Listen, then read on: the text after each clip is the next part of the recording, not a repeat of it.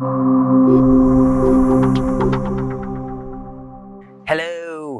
I'm Kit Allowitz and welcome to Huddle number 18 for the Preeminent Customer Experience Huddles.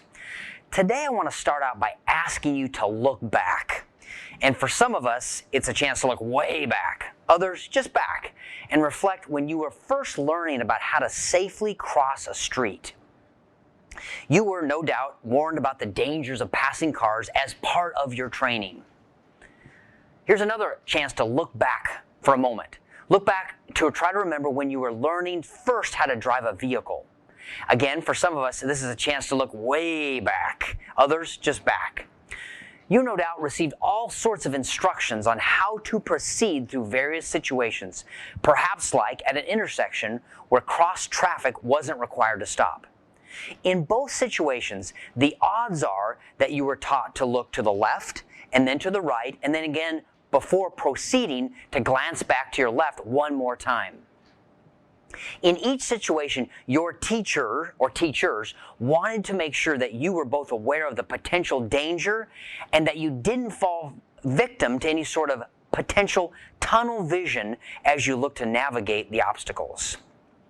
Tunnel vision is actually a legitimate medical condition in which someone loses their peripheral vision.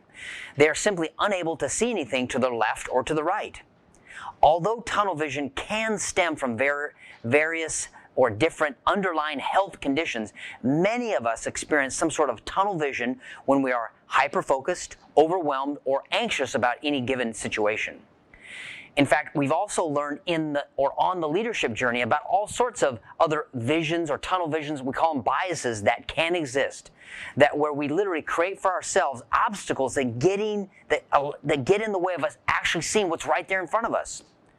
So whether you call it bias or tunnel vision, this blurred sense of reality can happen when you cross a street, drive a car, or would you be surprised if I said unequivocally can happen as it relates to taking care of the customer and providing them a preeminent customer experience. This means that we don't see what is literally happening as it relates to the customer and their journey in getting a good experience, even though it might be right there in front of us. It can happen under all sorts of conditions. For example, maybe you aren't trained in what a preeminent customer experience is. Now, I'm hoping that these huddles are starting to take a crack at helping to reduce any unknowns of what our expectations are. Or maybe it's because you simply don't care enough about what a preeminent customer experience is. Or maybe there is something in the work environment that is causing you to choose blurring your commitment to a preeminent customer experience. And finally, maybe you and or your team are under some sort of intense, tight timelines or stressful conditions, and your pcX duties get blurred. In all these sorts of scenarios or instances, we can become so focused on what we are trying to accomplish that we literally fail to see what is happening around us, and especially in terms of taking care of the customer. Can I invite you today in today's huddle to think about how you and others see your contribution to what a preeminent customer experience is and our efforts towards that? Like looking both ways before you cross the street or drive through an intersection, we'd like you to take a little bit of time today to take a 360 view around you as it relates to the customer.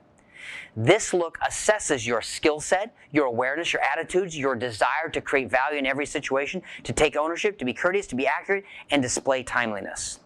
This assessment will ask you to score yourself. It will ask your manager to score you. It will ask your work colleagues to score you. And lastly, it will get a perspective in terms of how your customers score you. This equals a 360-degree view of you and your commitment to providing our customers a repeatable, reliable, predictable, world-class, preeminent customer experience. Join us here at Anderson Hauser to taking care or better care or more careful care of our customers. Be part of the solution, not part of the problem. I am Kit Allowitz, and we'll see you next time.